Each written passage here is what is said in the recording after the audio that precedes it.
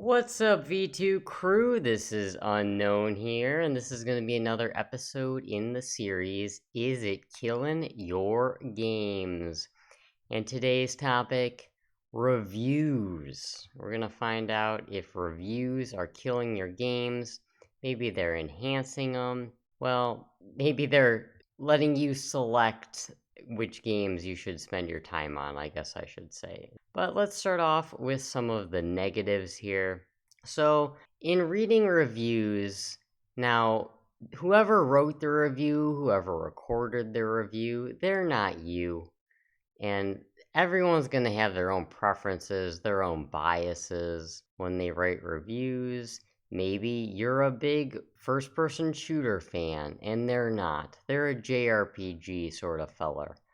And they're reviewing Call of Duty XXX for some odd reason. I don't know why. Maybe they were lacking in the reviewer department for that website or what have you. Everyone was sick that day in the office. So they decided to give Mr. JRPG here this FPS2 review, and they give it a horrible review.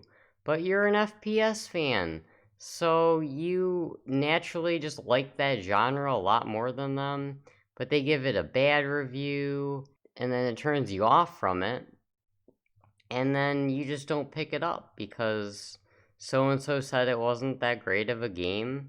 That's just because that's not their cup of tea. They might not like the same games as you, or they might have other biases as well. In general, maybe the theme of it, the movie tie ins or whatever that some game might have, maybe they didn't like the film. Maybe you really liked the film. Maybe you like this anime. Maybe they didn't like this anime. Even if it has nothing to do with the gameplay, just having the thought behind it. Also, too, maybe of, oh, this studio developed this game. And, well, I'm not a fan of their work. I'm not a fan of that studio's practices, so I'm going to review the game poorly. And that's just not the game itself. Maybe the game itself is amazing. But because they have that bias in there, they give it kind of a bad review. Other biases could also just include systems as well. That could be a bias. Could be a bias of the developer, studio, the publisher, all sorts of things. Maybe they got the code for free, and there's that bias as well. Now, I know a lot of reviewers that do get codes for free, they try to say that they got the code, try to unveil there might be some bias there. But I know some reviewers that do give honest reviews. They'll give negative reviews even if they got codes, which is good. But there's that factor. And it could be killing your games because then also too, if you just read a negative review, even if you understand it's a negative review, right? You take in mind those pieces that they targeted out and said weren't that great, and then you're just kind of like, when you get there, and it kind of downplays your experience as well. So that could be ways it's kind of killing your games. Or they could hype something up and it gets you to play it, but it's not your cup of tea and you don't really enjoy it. They say, oh, this is a must play even for non Metroidvania fans. But you're just really not a Metroidvania fan and you play it and you're like, what? I spent my money on this? That's not cool. Other things, these review scoring systems, I think they're a lot less than they were. I think a lot of places have shifted into more just reviews without tacking scores onto them. But these scoring systems are different.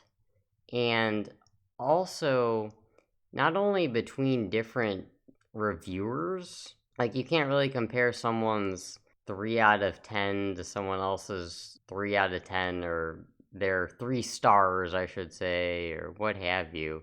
This place is 4 stars to this place is 6 stars because this place is 6 stars is out of 6 stars, and this place is 3 stars is out of 3 stars.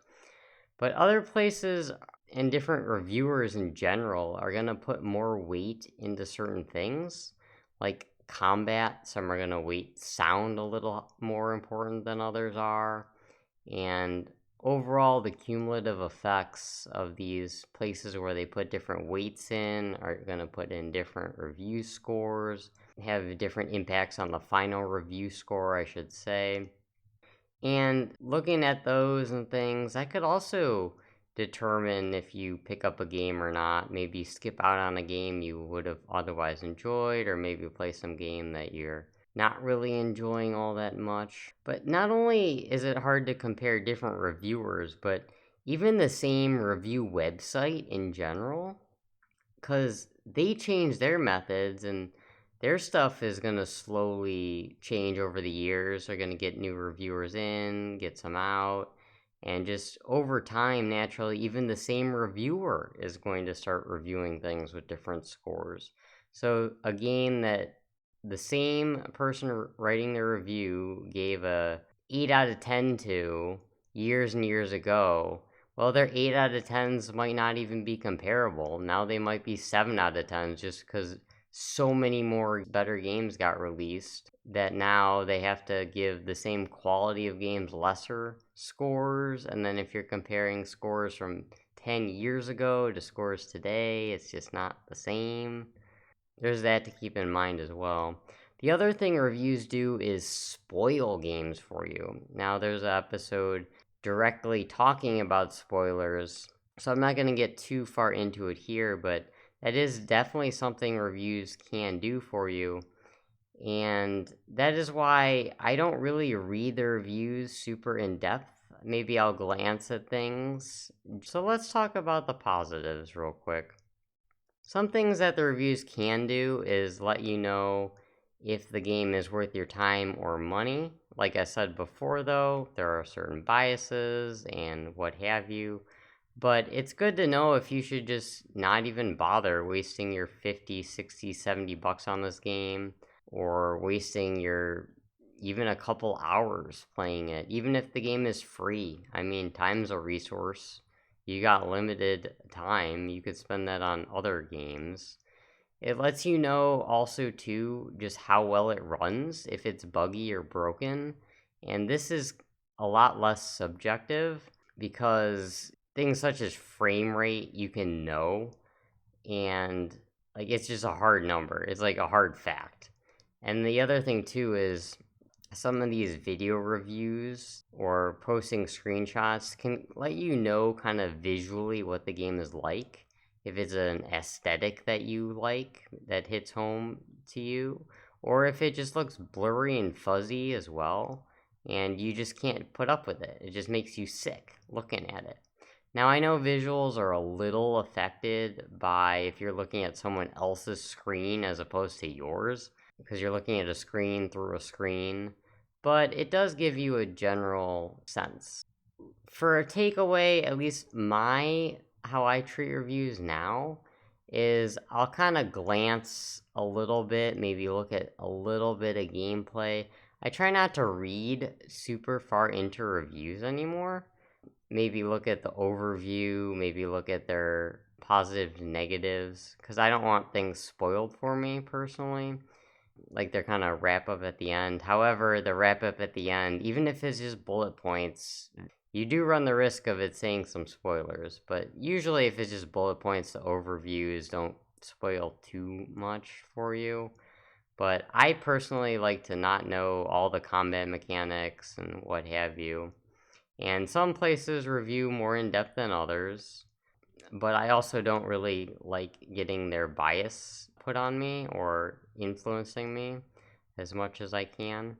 I guess what I'm trying to say here is when you're reading a review, try to remember that whoever is writing the review is not you. They're going to have their own opinions on stuff. Granted, maybe you find a reviewer that you agree on 99% of the time, in which case the review might be a little more accurate for you. But even that 1% of the time, it could be different. They could be saying stuff about a game, and then it's just, you're like, oh, I agree with them on everything else, so I'm going to agree with them here. Yeah, just formulate your own opinions, guys. And yeah, I think I'm gonna wrap this up here. Let me know what your thoughts are on reviews. Do you read them? Do you take them with a grain of salt? Do you use them to base all the games you purchase off of? I don't know. Let me know. Are they killing your games? Are they enhancing your games? Like I said, they could be saving you a little bit of time, a little bit of money, which is always a good thing. Could be a lot of time, a lot of money. Well, with that being said, I'd appreciate it if you subscribed, like the video. I'll post some links in the description below if you want to join the V2 crew. That would be awesome. And as always, everybody, have a good night, a good morning. Enjoy your games. Thanks so much for watching. Spread that positivity. Game on your own terms. You do you, and be your V2.